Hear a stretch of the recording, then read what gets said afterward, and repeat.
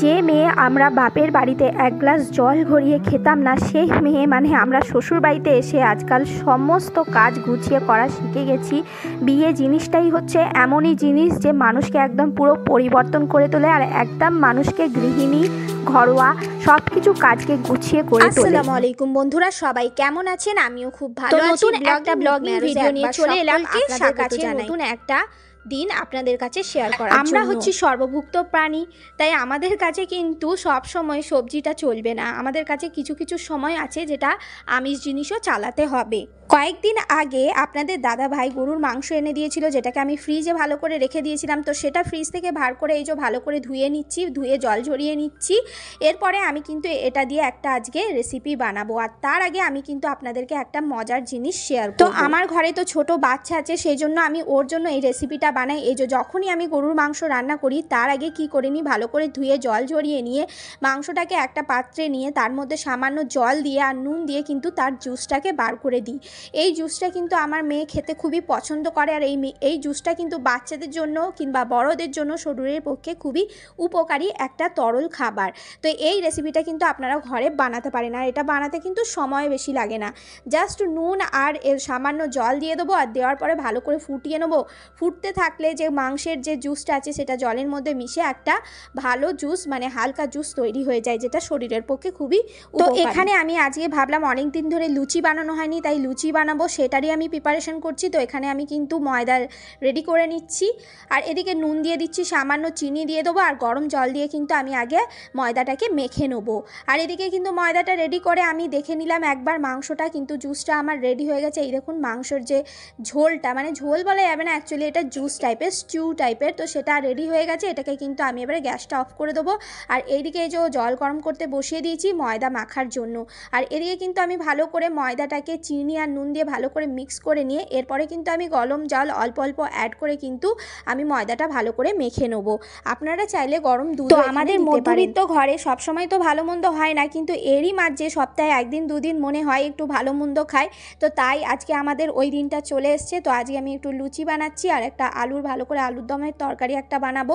তো এদিকে এই যে লুচিগুলো কিন্তু আমি বেলে নিয়েছি, এরপরে কিন্তু তেলের মধ্যে আমি ছেঁকে। যেহেতু আমি ঘরে সবার আগে উঠি তাই আমার খিদেটা সবার আগেই পেয়ে যায়, তাই আমি ভাবলাম আগে আমার খাবারটা রেডি করে খেয়ে নিই। তো এদিকে কিন্তু আমি একটা লুচি ভেজে কিন্তু আমি খেয়ে নিয়েছি। খেয়ে নিয়ে তারপরে চলে এসেছি রান্নার কাজে। তো এদিকে প্রেশার কুকার বসিয়ে দিয়েছি আর মাংসটাকে এবার আমি ভালো করে চড়িয়ে নেব। আপনারা হয়তো ভাববেন যে দিদিভাই ভালো মন্দ করে নিজে আগে খেয়ে নিচ্ছে, কিন্তু সেই কথাটা নয়। আমার ঘুম থেকে উঠি আমি এতটাই তাড়াতাড়ি যে আপনারা বুঝতেই পারছেন, যারা তাড়াতাড়ি ওঠে তাদের তো কাজ করতে করতে খিদেই পেয়ে যায়। তো আমি চা নাস্তাটা আগে করে নিই, তারপরে যে যখন ওঠে তাদেরকে তাদের সময় মতো আমি কিন্তু খাবারটা দিয়ে দিই, পরিবেশন করে দিই। তো এদিকে আমার কিন্তু চা খাওয়া হয়ে গেছে, সকালের নাস্তা আমি করে নিয়েছি। আমি একবারেই সকালের নাস্তা করি, আমার বারবার খেতে কিন্তু ভালো লাগে না। তো সেই জন্য এবার আমি কিন্তু রান্নাটা বসিয়ে দিয়েছি। আর এখানে এই যে মাংসটা আজকে রান্না করব, সেই মাংসের মধ্যে কিন্তু ছিটে ফোটাও চর্বি ছিল না। এক এক সময় এরকম হয় যে গরুর মাংসে চর্বি থাকে না, তাই আমি বকরিদের যে মানে চর্বি স্টোর করে রেখেছিলাম সেই চর্বি কিন্তু আমি তেলের সঙ্গে দিয়ে মানে একটু মাংসটা যাতে একটু চর্বির ভাবটা বেশি থাকে, তো সেই জন্য আমি চর্বি অ্যাড করেছি।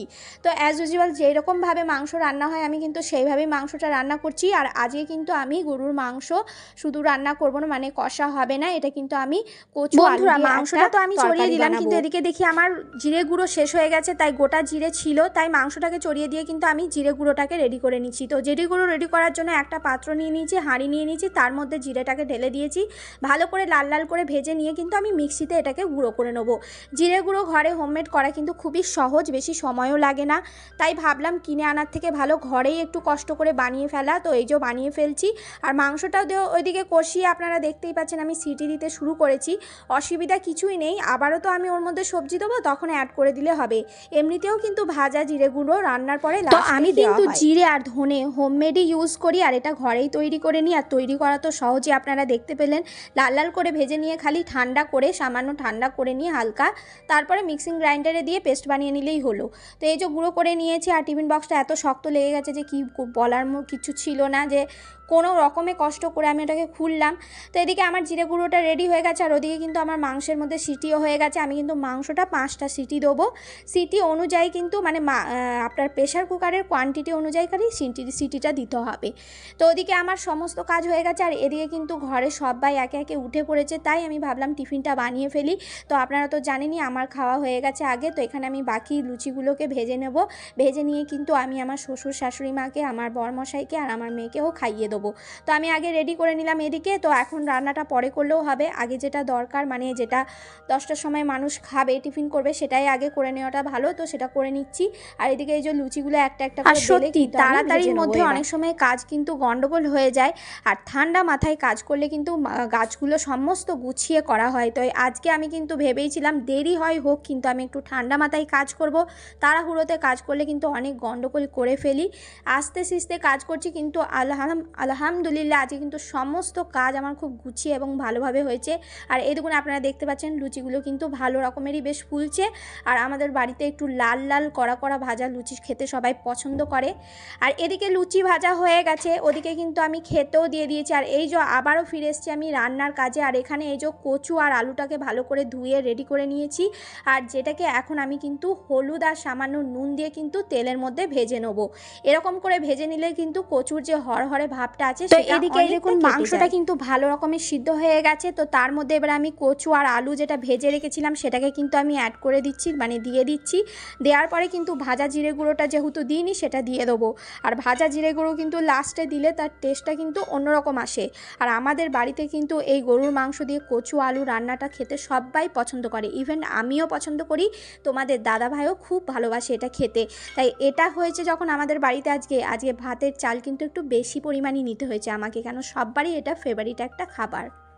রান্না করতে করতে কিন্তু রান্না থামিয়ে রেখে আমি চলে গেছিলাম মেয়ের স্কুলে। মেয়েকে স্কুলে আজকে প্রজেক্টের এক্সাম ছিল, সেটার জন্য ফিরে এসে কিন্তু আমি আরও একটা সবজি নিয়ে এসেছিলাম। ফেরার পথে এই যে পটল এনেছিলাম, যেটা পটল আলু ভাজা করব।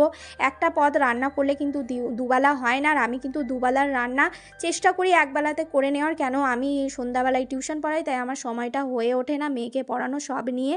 তো আজকের ব্লগিংটা আমি এখানেই শেষ